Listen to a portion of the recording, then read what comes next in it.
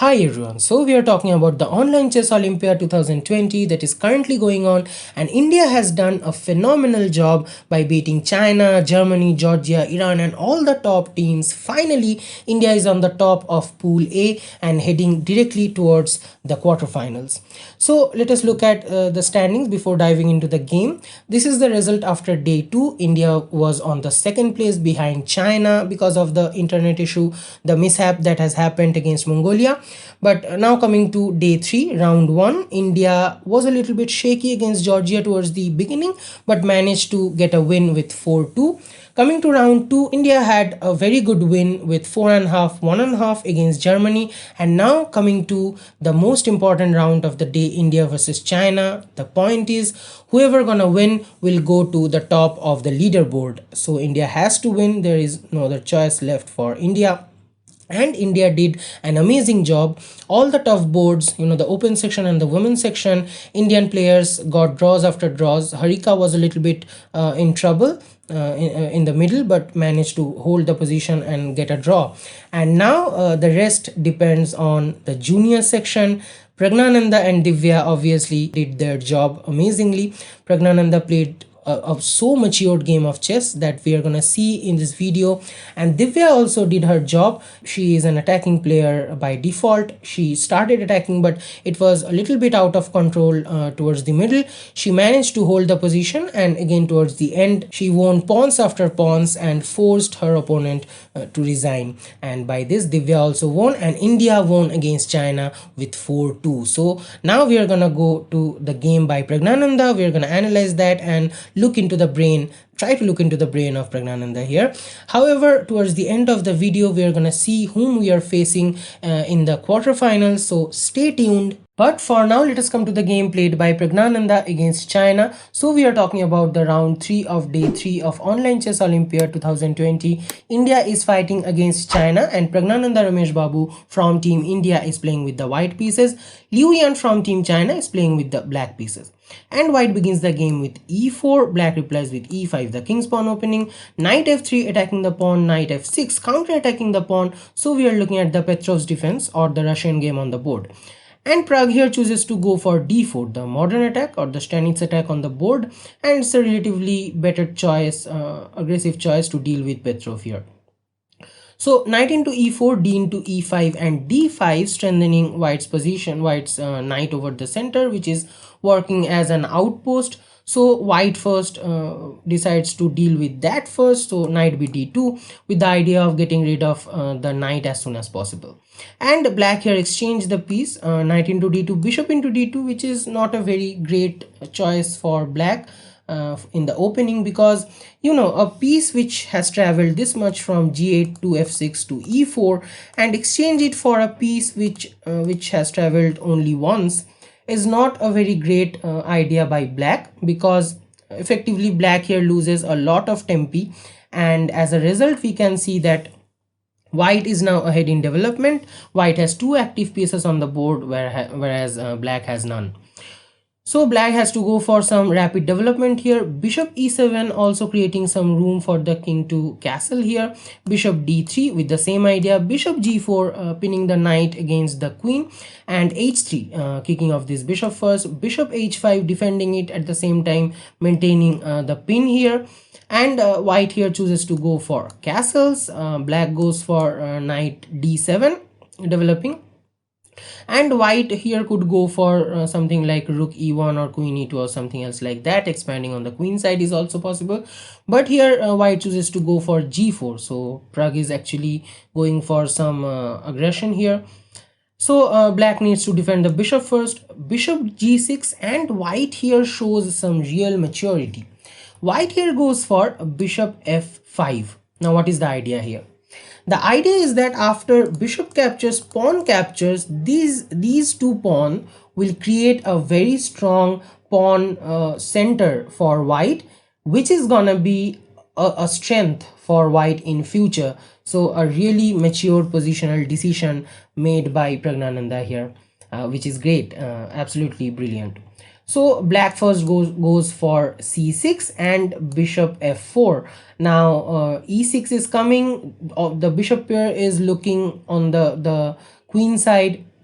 very active. The rook is joining, queen is joining, knight is here, and also king is not very much safe over the center. So here black chooses to exchange the bishops. So bishop into f5 and g into f5, and look at this pawn structure. Okay, that the idea that we are discussing about is on the board, and white is slightly better. Obviously the minor pieces looking good. Rook is coming on e1, queen will be activated, so it's a great choice. And okay, so as we are talking about what is the playing style of Praggnanandhaa, and we are analyzing the positions, let us look at some position in future that we are gonna look anyway, but that actually can give you some essence that what is going on in Praggnanandhaa's mind, like his maturity level. We can get some idea about that. So look at this pawn, this f5 pawn. We are on move 13. Let me take you to move 39. So this is move 39. White here goes for rook into f6, and look at this pawn that was there in the opening. Now this pawn has become a threat for black, because this pawn currently white's passed pawn, and at the same time it's just 3 moves away from becoming a queen.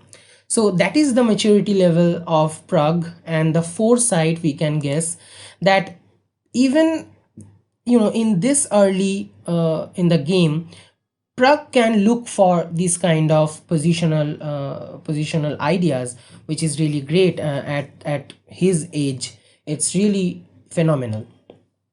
So however, let us see how black continues here. Black goes for queen b6, attacking the b pawn, and white simply goes for queen e2, because queen into b2 is not possible because of rook a b1. And even if black could go for queen into a2, that is actually making the position worse for black, because e6 is coming, putting pressure on the knight after, say, pawn captures. Rook into b7. Now rook on the 7th rank is not really good. If knight c5, white can also go for some exchange sacrifice. So rook into e7, king into e7, and now simply queen e5 looks a very bad position already for black. Pressure on the g file, on the g pawn. At the same time d6 is coming, forking the king and the knight.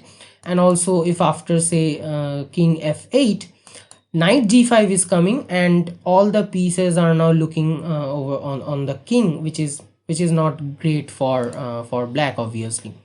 So instead of capturing the pawn, black here simply chooses to ensure king's safety here, so long side castle. And here white could go for c3 or something like b3, or maybe activating the rooks here. But white here goes for, as Pragg looks at the king on the queen side, white here goes for c4, which is not very great for white here, because black here goes for d into c4, queen into c4, and queen b4 now, with the idea of exchanging the queens. Obviously white cannot go for queen into f7 because the bishop is hanging. So here white has to exchange the queens, and after queen into b4, bishop into b4, now this rook is gonna come on d5, this rook is gonna join, and the strength of white is gonna turn into the weakness for white. First white goes for bishop g3 with the idea of bishop h4 and putting pressure on the rook here, so that this rook cannot stay on the d file. But bishop e7 defending the diagonal here, rook fe1 trying to defend the pawns, knight c5. Now rook is coming on d5, this rook is gonna join, and also f6 is coming, and it's looking really bad for white, because this pawn system is gonna collapse. It looks like, at least. So rook e2 with the idea of rook ae1 trying to defend the pawn here, but black simply goes for rook d5. And if suppose white here goes for rook ae1, that is not very great, because rook e8 is coming, bishop is gonna go to the d8 square, and it's not really possible for white to defend the pawn system. Instead, again, Pragg here shows the maturity level. Instead, going for rook ae1, here white goes for rook c1. So what's the idea here? White here realizes that it is not possible to defend the e pawn. Instead, Pragg instantly recognized that the g7 pawn is weak. So he is now activating the rook here, a1 to c1 to c4 to g4, putting pressure on the g7 pawn. And this ability to quickly recognize the weakness and now introducing other pieces into attack into the board, this is also a very mature decision by Pragg here. So now Pragg is going according to the plan, white is going according to this plan, and black here obviously goes for capturing the pawns. So f6 here, first white goes for bishop h4 so that black cannot actually capture, that the bishop is hanging. So bishop d8 first, defending the bishop here. Now this pawn is going to capture the white pawn. So rook c4, f into e5, and rook g4, putting pressure on the black pawn here.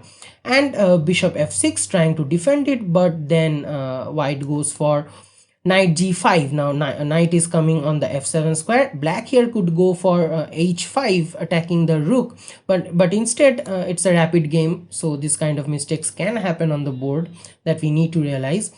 h6, attacking the knight here, knight f7 attacking the rook, rook f8, and now white, obviously white is down a pawn, but now in this position white has some tactic to win back the pawn. So I would urge you to pause the video here and try to find the tactic for white. Well, obviously it is bishop takes bishop on f6, and if suppose rook takes knight, then bishop into e5, winning back the pawn. But in the game we see that black goes for g into f6, and after that Pragg goes for knight into h6, winning back the pawn here. So now the position is equal, and the point is that this f pawn has become a drawback, a backward pawn, another weakness in black's territory. So white is now will try to bring the pieces from the king side here. Now white rook is gonna come on the 7th rank, so black first defends that, rook d7, but now rook g6, taking advantage of the weakness here. Knight d3, with the idea of bringing the knight to f4 and h5, trying to defend the f pawn here. White goes for rook d2, trying to pin the knight, but simply knight f4, but that is also a great decision by white. Rook captures d7, king captures d7, and now finally rook g7. So now there are two weaknesses. The 7th rank is open, and also this pawn is a backward pawn.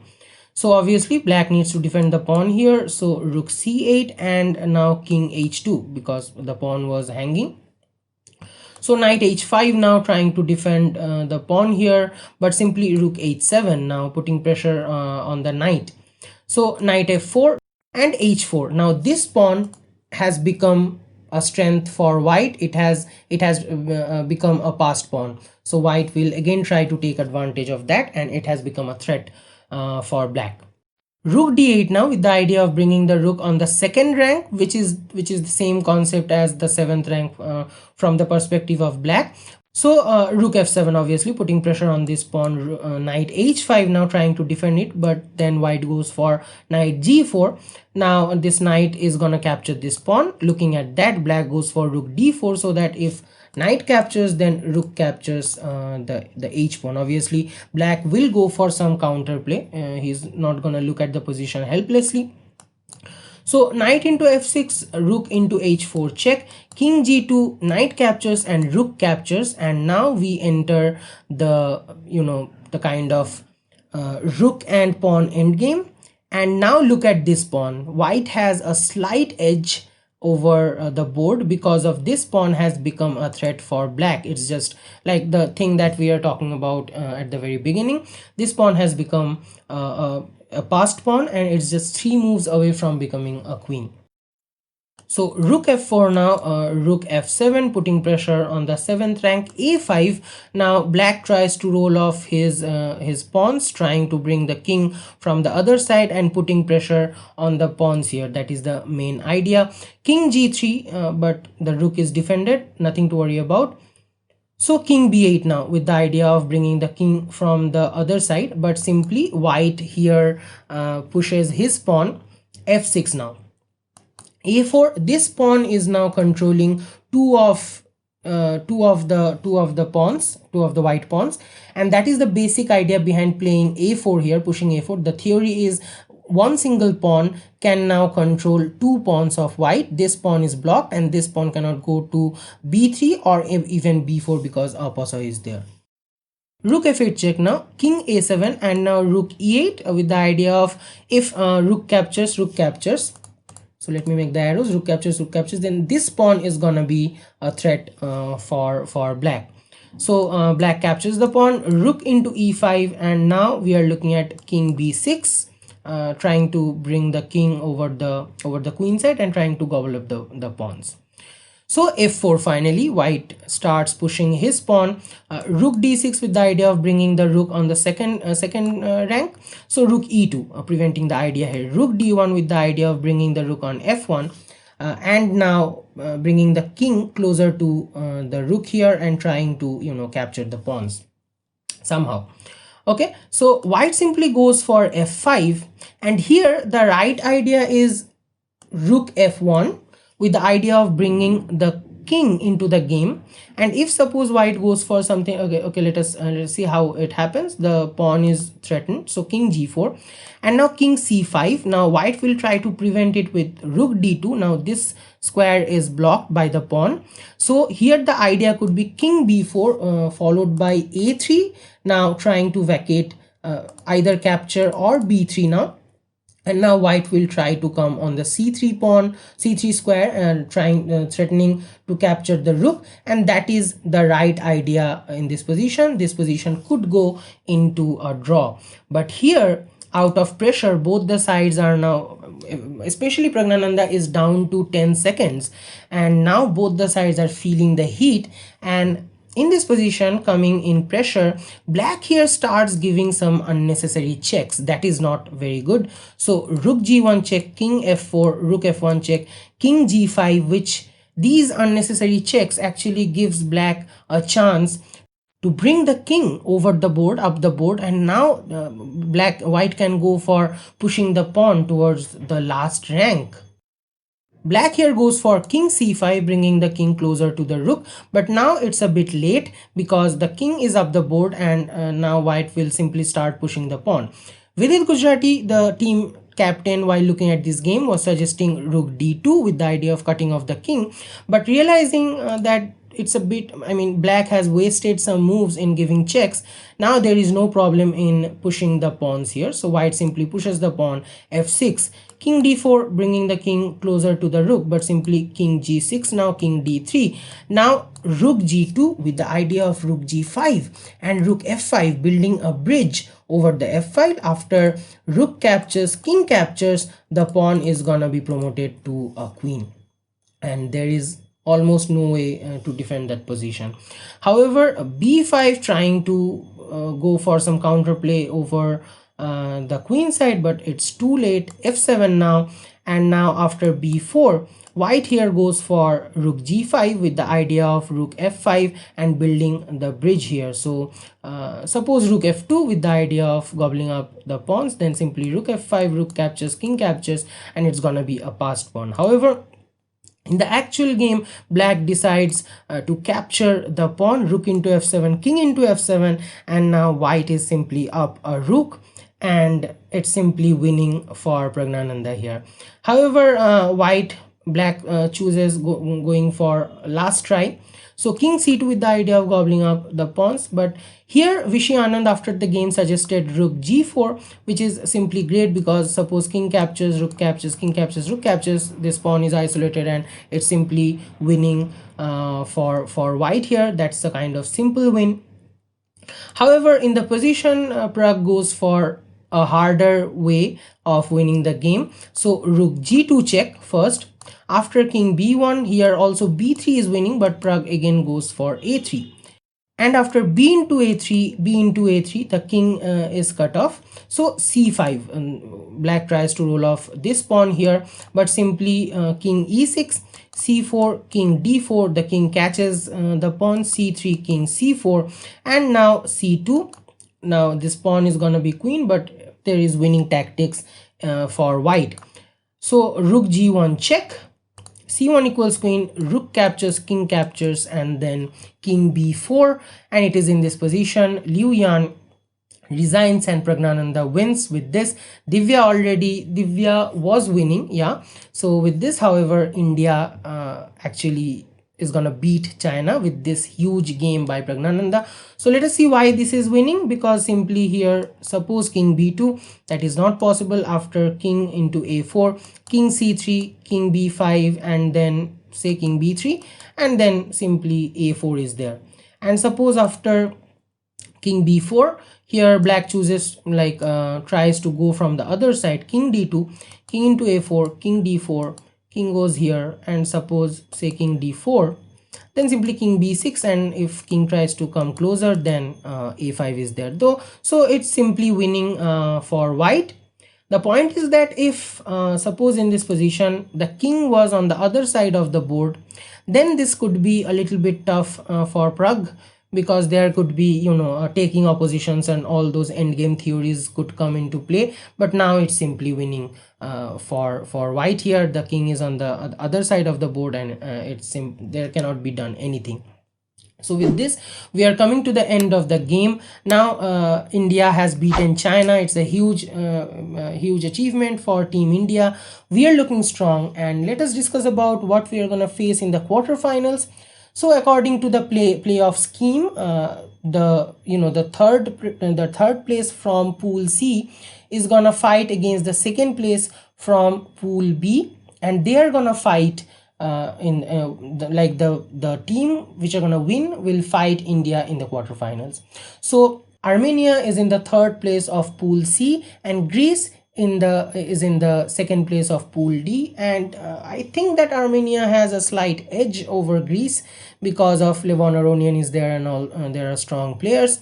But let's see, whoever India faces, there is a huge chance of India to go to the semi-finals after beating either Armenia or Greece, because of the very strong junior section and the women's section. So it's a great achievement from Team India. Best of luck to Team India, and we are gonna enjoy the quarterfinal really soon. It's on 28th. Let's hope for the best. For now, I'm taking a leave. See you next time.